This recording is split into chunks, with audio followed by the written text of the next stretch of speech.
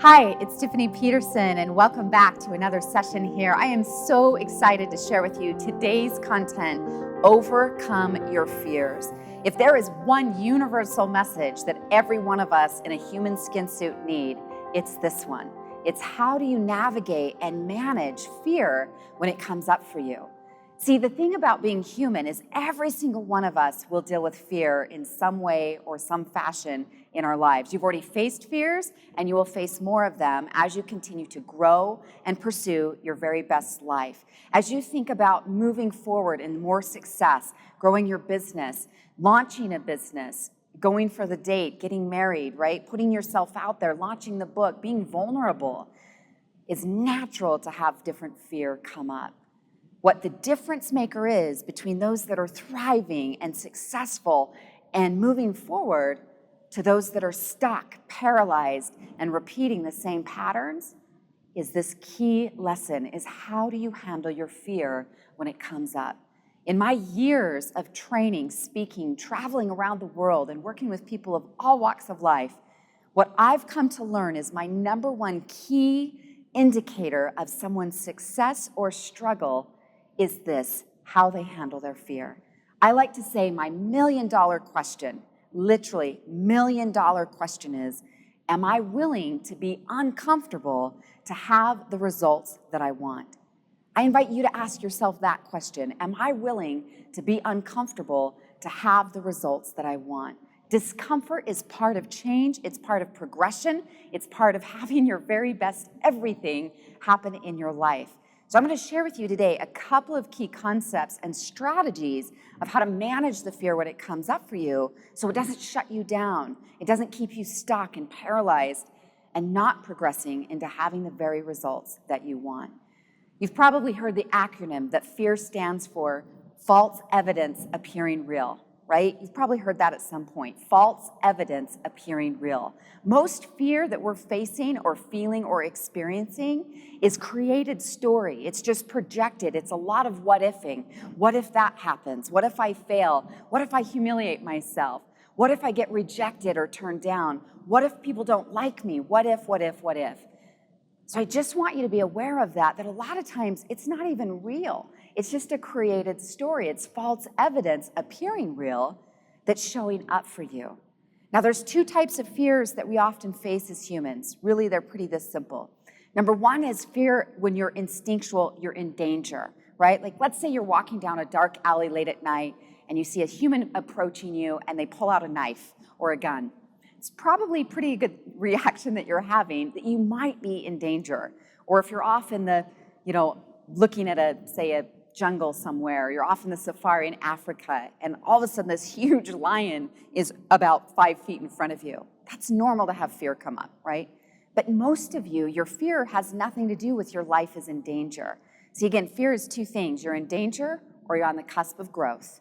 You're growing or you're faced with danger. And again, the majority of what you're facing is when you're on the cusp of growth. You're putting yourself out there. You might feel vulnerable. See, there's a few main fears that come up for people. Fear of failure, right? Fear of rejection. That what if I ask someone for a date, they turn me down? What if I ask someone for a sale and they turn me down, right? That rejection fear. Or I might put my work out there, my art, my writing, my social media, my blog posts. What if they don't like it, right? So fear of failure, fear of humiliation, fear of rejection, even fear of success. That's an interesting one. But all of those fears live in the same camp, and that camp sounds like this.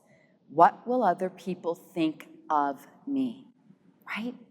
How much of your life is being currently stuck? Maybe you feel caged or in that prison that you feel like fear is running your life because a lot of that is simply in the concern of other people's opinions. What will other people think of me, right? So again, let's look at how are you currently navigating your own fear? When fear comes up for you, just take an inventory. How do you respond to fear right now, or if the last year or 5 or 10 years? What's your common default pattern that you lean towards when fear's up for you?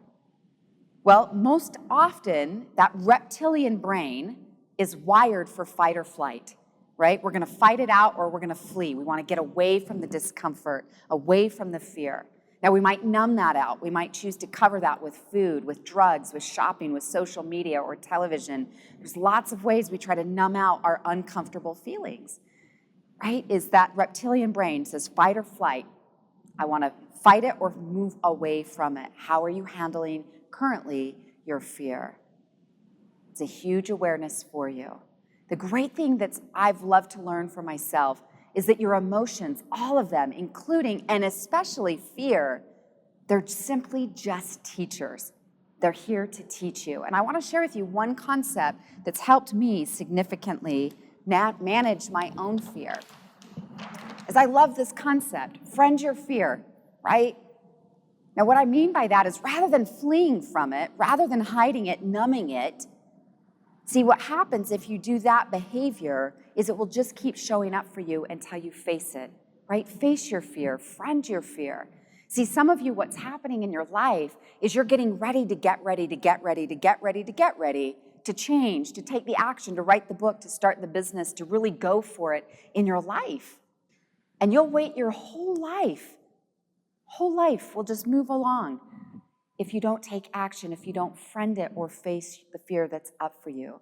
So counsel with your fear. Your fear is a great teacher.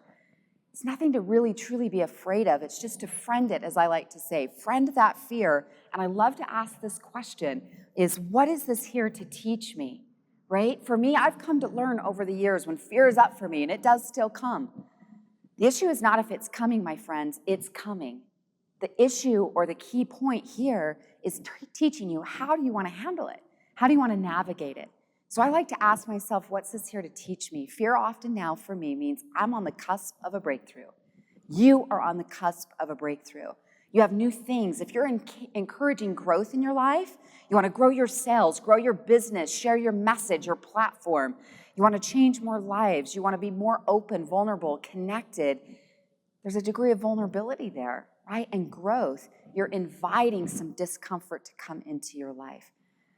Now, there's two resources I like to quote here. One is Dr. Susan Jeffers. She has a great book called Feel the Fear and Do It Anyway, right? If fear is really up for you, that book might support you in helping you work through it. Again, Feel the Fear and Do It Anyway is the title of her book. But what she's teaching in that great material is underneath all of our fear is this core fear that's just simply saying, what if I can't handle it?